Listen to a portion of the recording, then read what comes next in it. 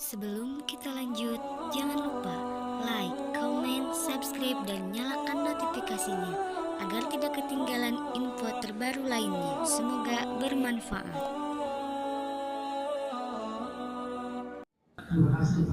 Ya. Assalamualaikum warahmatullahi wabarakatuh. Waalaikumsalam warahmatullahi wabarakatuh. Dari asal ini temanya memperkuat tauhid dan ukhuwah Islam. Ya. Di ada ini Ya. ada orang Kristen kembali masuk Islam. Tadi Ustaz bilang kembali Ya. masuk Islam. Karena kebenaran Al-Quran, Ya. kebenaran Al-Quran yang dibawa oleh Rasulullah SAW. Sallallahu alaihi wasallam wa barik alaihi. Ada sebagian Iya. umat Islam masuk Kristen. Murtad. Ya. Dia bodoh ataukah dia ekonomis? Iya. Bagaimana ini ukuran Islam ini? Kalau ada umat Islam seperti ini, Iya.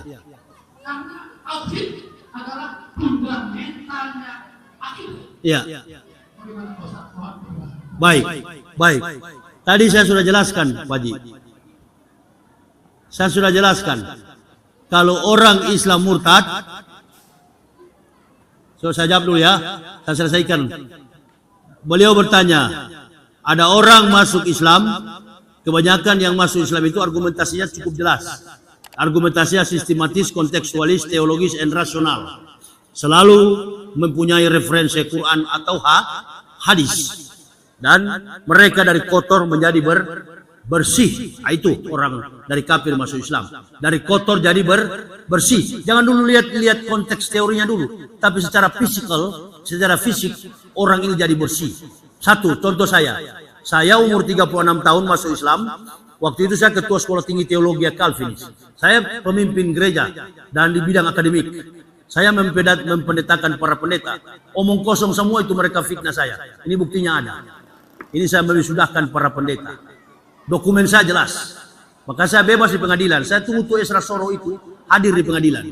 Nah, ini orang Kristen ini, kalau dia masuk Islam, berarti dia sudah lama pelajari Al-Quran. Cuma satu, dia tidak berani meninggalkan keluarganya. Tapi kalau hidayah Allah sudah diberikan di dalam dada, laqad kafara allazina qalu innallaha masiihun Maryam.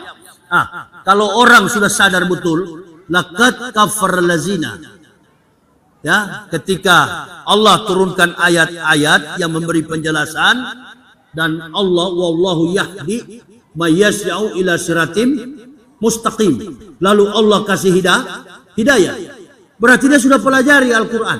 Beda dengan orang yang murtad. Orang yang murtad cuma dua tadi saya bilang persoalannya. Kalau bukan ini tumpul, perutnya kosong. Coba tanya orang-orang murtad itu. Dia tahu bahwa murtad itu salah. Tapi karena sudah terbiasa tidak sholat 5 waktu. Sudah biasa meremehkan ibadah-ibadah. Jadi dia anggap sudah biasa. Dan dia tidak tahu bahwa itu hukuman. Dia tidak tahu itu hukuman. Hukumannya bukan sekarang, insya Allah nanti. Ya. Dan saya bukan mengatakan Kristen salah, Islam benar. Tapi saya orang lama di sana. 16 tahun saya di atas mimbar gereja tiap. Apa kemewahan yang tidak saya rasakan di Kristen itu? Semua lengkap. Ketika di Islam malah secara ekonomi payah. Tapi kami tidak mundur. Karena kami tahu no pain no gain. Tidak ada sukses tanpa penderitaan. Dan kalau you mau menderita karena kebenaran, nggak jadi masalah. Insya Allah. Bukan itu yang menjadi tujuan kami masuk Islam. Jadi persoalannya, orang yang keluar dari Islam bukan tidak tahu. Sekali lagi Pak, orang yang keluar dari Islam bukan tidak tahu. Dia tahu, tapi dia tidak tahan. Makanya Allah selalu ingatkan, ya ayyuhalladzina amanu taqullaha haqqa tuqatih wa la tamutunna illa wa antum muslimun. Jangan mati kecuali dalam keadaan Islam. Bertakwalah kamu sebenar-benar takwa. Innallaha ma'a sabirin. Kuncinya adalah nasta'inu bisobri wa sholati. Innallaha ma'a sabirin. Kita kaya, kita miskin, tetap besok kita mau mati. Itu Ciputra. Semua komplek ini dia yang bangun. Mati juga dia. Di mana sekarang dia Ustaz? Di neraka. Karena dia kafir. Begitu. Allahu Akbar. Tapi kita yang meninggal, Masya Allah. Ya, kita yang meninggal, Iqra kitabaka apa? Bin nafsikal yauma alaika hasiban. Bacalah kitabmu, cukup dirimu yang menjadi penghisap atas perbuatan. Modal kita cuma dua, iman dan amal soleh. Dari jarak jauh, malaikat sudah bilang, Salamun alaikum bima sabartum. Keselamatan bagi engkau, wahai orang-orang yang sabar. Bima sabartum. Orang-orang Islam yang sabar. Beriman di dunia, tidak murtad. Nah itu. Jadi cuma iman saja. Waktu datang sholat, kita sholat. Mau pakai kunut boleh, tidak pakai kunut boleh. Nggak usah ribut. Yang tidak sah sholat itu suka-suka ribut. Suka berkelahi masalah nasab. Itu mereka cuma ngaku kiai, tapi mereka punya mulut busuk semua itu. Berkelahi kemana-mana, so jago semua. Ya, Habib Bar Smith seperti jago berkelahi. Saya ini simpai Aikido. Coba saja kalau cuma 2-3 kafir, saya tidak berani ganggu saya. Pernah saya hajar di kapal feri, 4 makan bubur, makan kopi pahit memang. Kemana-mana saya sendiri cuma dengan bini anak. Tidak berani mereka ganggu, walaupun sudah sakit-sakit begini. Nah ini orang-orang ini mau ajak berkelahi bukan dengan kafir, sama-sama Muslim itu berkasih sayang, saling melindungi, saling menjaga. Allahu Akbar. Jadi itu yang saya bilang, bahwa orang yang murtad, sekali lagi Pak Haji, bukan tidak paham. Dia paham, tapi dia lebih mencintai dunia. Saya kira itu. Rugi dia, dan Allah tidak rugi. Qad aflahal mu'minun allazina hum fis sholatihim khashi'un wallazina hum anil lahwi muridun wallazina hum fil zakati fa'ilun wallazina hum li furujihim hafizun. Semua dilengkapkan Allah. Nah, jadi kita termasuk saya beruntung mendapatkan Islam. Saya orang Manado, susah orang Manado. Itu satu yang tidak masuk Islam. Itu kafir Rocky Gerung itu. Orang bilang, Ustaz kapan dia masuk Islam? Tak usah dia masuk Islam. Pertama dia pintar, dia tidak usah masuk Islam. Ya, yang kedua, insya Allah mungkin nanti satu waktu sudah terkapar, dia sudah tidak bisa bicara, sudah diranjang, baru dia akan sadar. Pak Haji tahu, dia sudah tahu Islam benar itu. Karena kita sama-sama berkeraunnya filsafat, doktor filsafat. Jadi sama kemampuan kami. Ya, dia sudah tahu Islam itu benar. Cuma untuk mendapatkan hidayah tidak mudah. Mahal itu. Nah, ini kita harus bersyukur kita masih beragama Islam. Itu aja Pak Haji. Siapa lagi tanya? Ibu-ibu. Silakan.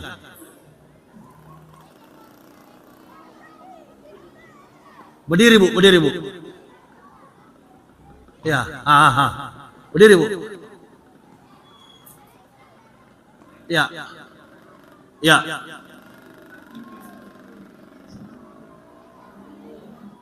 Waalaikumsalam warahmatullahi. Ya.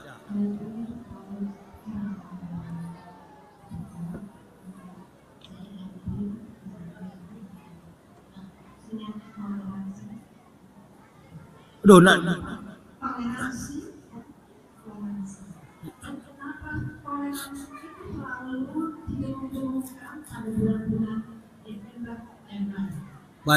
baik.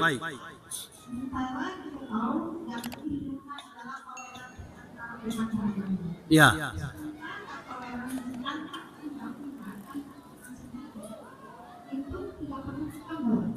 Ya.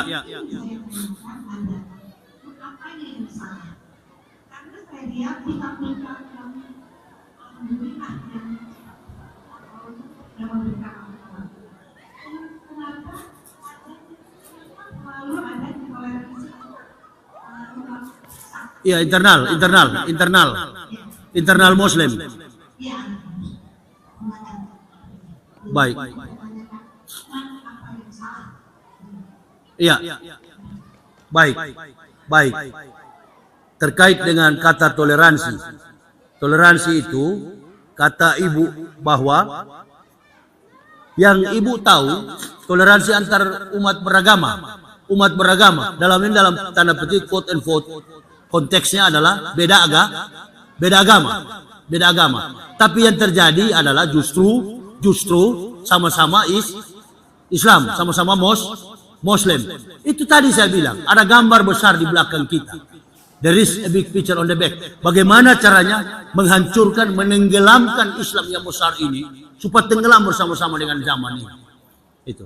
Tapi walaupun mereka dengan kekuatan begitu, sulit. Karena tidak ada Islam yang lebih baik kecuali Indonesia. Nah, cuma persoalannya, ibu mesti tahu bahwa generasi pendakwah sekarang ini dengan generasi-generasi dulu, bahkan para kiai-kiai dulu, beda.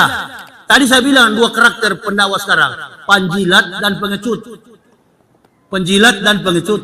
Di mana ada penguasa, di mana ada pejabat, di situ dia ngekor. Di situ dia ngekor. Puji pejabat, biar tukang pancuri uang rakyat, dia puji. Itu dia. Nah, kalau kami lebih baik mati daripada begitu. Iya, kalau saya dari dulu enggak ada watak begitu. Kalau salah saya sikat, saya tidak peduli. Itu. Nah, itu. Jadi saya tidak ada human interest, tidak ada kepentingan manusia dalam berdakwah. Yang ada adalah Allah Subhanahu wa taala interest dan Nabi. Jadi kalau pendakwah menetapkan satu keyakinan di atas pengakuan tauhid yang kuat, benteng tauhidnya kuat, dia tidak akan bicara soal lain kecuali bicara tentang satu, ukhuwah, dan yang kedua menjaga persatuan. Coba lihat NU dan Muhammadiyah. Berapa puluh tahun, berapa ratus tahun bahkan mereka hidup berdampingan. Tapi datanglah kelompok-kelompok Wahabi ini, ya, semua salah di mata kita. Kemudian susunan kemampuan orang-orang yang tidak kuat berpolitik, yang tidak punya jalan pikiran untuk bagaimana menata masyarakat secara kontekstual, akademik. Jadi dibuatlah toleransi perbedaan yang ada di Indonesia ini menjadi satu ciri utama. Ya, kita angkat minoritas biar yang mayoritas marah. Nah, ini Jokowi punya taktik. Tapi kita ambil sebagian yang dari mayoritas, ulamanya, Ma'ruf Amin. Dari situ pecah. Jadi tidak tahu dirinya seorang ulama juga membuat Islam ini hancur. Jujur, wallahi saya bukan malaikat. Tapi bukan main nanti Ma'ruf Amin akan tanggung itu. Bukan main. Nanti Ma'ruf Amin akan tanggung itu. Dia sendiri ulama, ya. Innal ulama, ya. Lu mesti tahu, istatun yadkhulun naro bisitatin.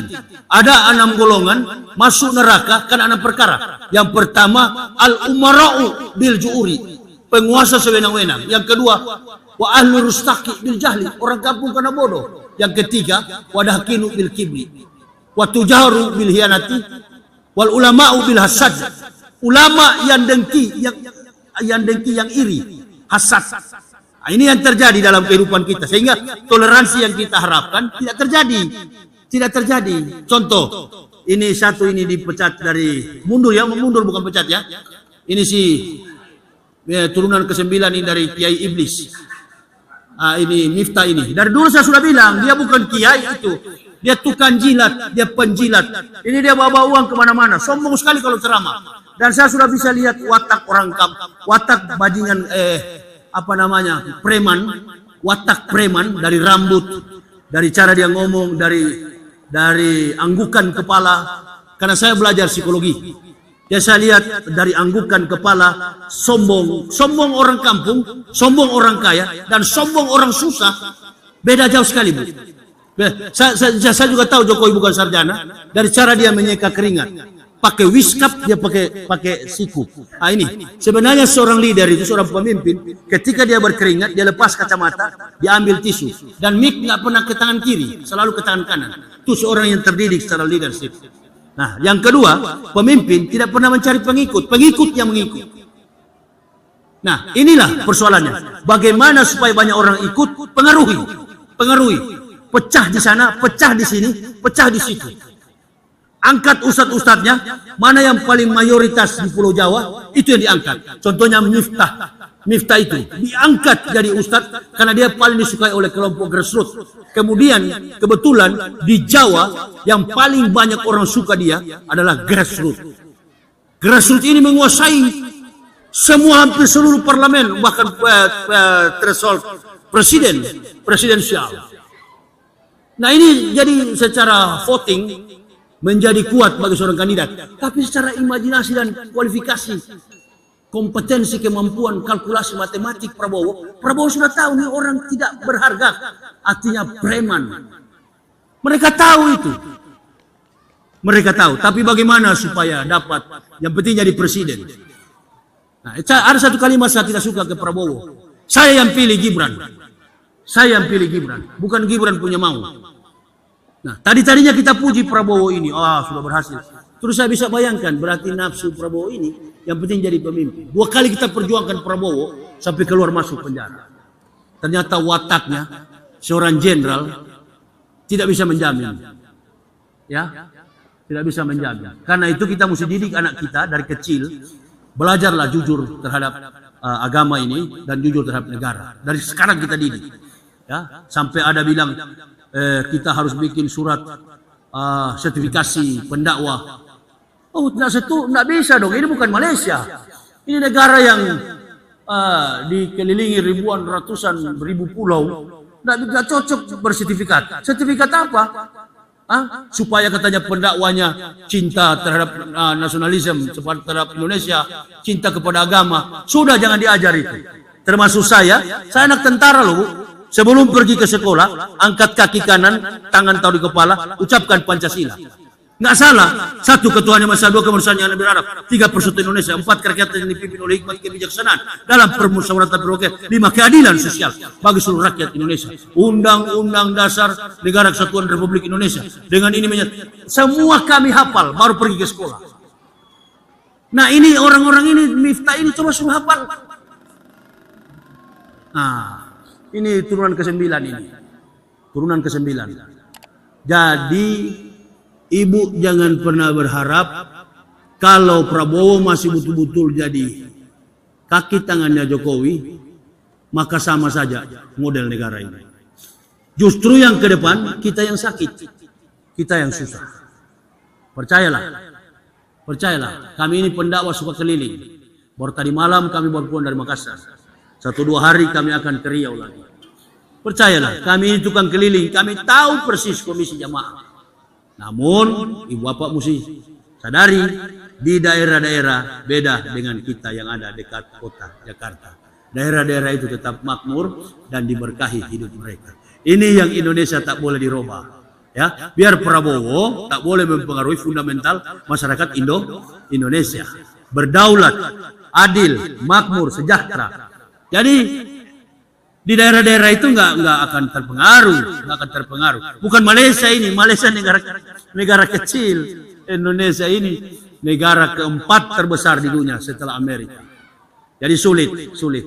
Dan kami mudah-mudahan diberi kesehatan selalu di pihak yang benar. Saya berapa kali diundang untuk menghadiri ke tempat pelantikan Prabowo. Ustaz, saya kan pilih Anies kemarin.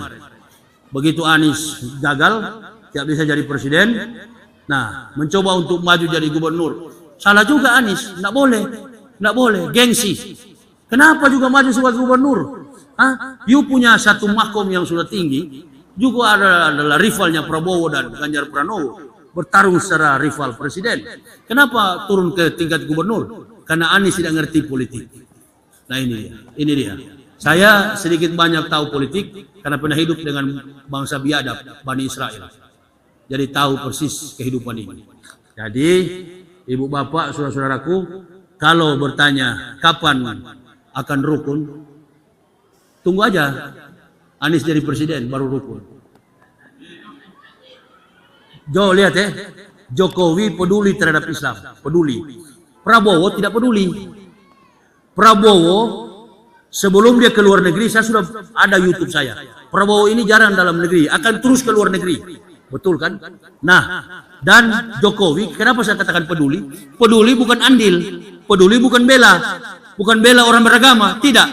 Dia peduli untuk mengadu domba antar umat beragama. Nah, itu. Sama dengan ketika Kristen pecah ini, Nicea Konstantinopel. Ya, Raja Konstantin masuk campur urusan agama, berdarah-darah Kristen. Berdarah-darah di Nicea Konsili Nicea. Ya, jadi begitu juga Jokowi. Dia masuk campur urusan agama, Akhirnya umat Islam Kristen berkelahi, ya, Islam dengan Islam berkelahi. Jadi sulit, Bu. Satu-satunya harapan kita adalah dari musola kecil beginilah. Kalau kita sholat, imamnya pakai kunut, silakan. Imamnya tidak pakai kunut juga, silakan. Yang penting kita tetap sama-sama Muslim. Jangan saling menjustis. Saya kira itu saja, dan bersama-samalah kita untuk membangun ukhuwah Islamiyah. Terima kasih.